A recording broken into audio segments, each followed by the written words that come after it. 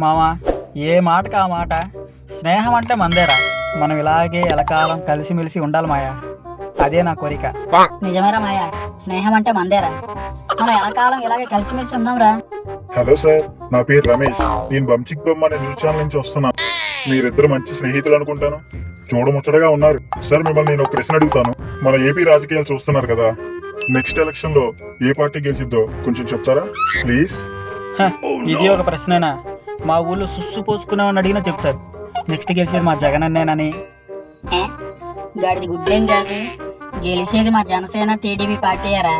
చూస్తా ఉండే. చా, నువ్వేమన్నా ఈ మధ్య జ్యోతిష్యం చెప్పటం నేర్చుకున్నావేటమ్మా? అంత కరెక్ట్గా చెప్తున్నావు. మొహం చూడు ఎలాగుందో. గుడి దగ్గర కొబ్బరి సిప్పలు ఎరుకున్న మొహం నువ్వు. గెలిచేది మా జగనన్నేరా. ఎవడెన్నన్నా సరే జగనన్న కోసం మా ప్రాణాలని ఇచ్చేస్తాం. రమ్య గారు, ఇక్కడ పరిస్థితి చాలా ఉద్రిక్తతగా ఉంది. ప్రాణ స్నేహితులు అనుకునే వాళ్ళు కూడా భద్ర శత్రువులైపోతున్నారు.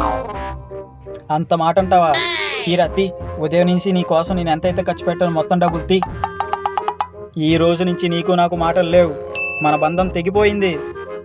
ఉదయం 1/2 టీ చెప్పాను, 15 రూపాయలు అయింది. 7.5 రూపాయి తీ బయటికి. ఏడ్చావులే, ఇదిగా 10 రూపాయలు తీసుకా. 2.5 మిగిలింది, టిప్పు నువ్వే ఉంచు. ఎలాగో గుళ్ళు ముష్టెత్తుకునే వాళ్ళకే కదా ఉంటావు. ఎంత మాట అన్నావురా?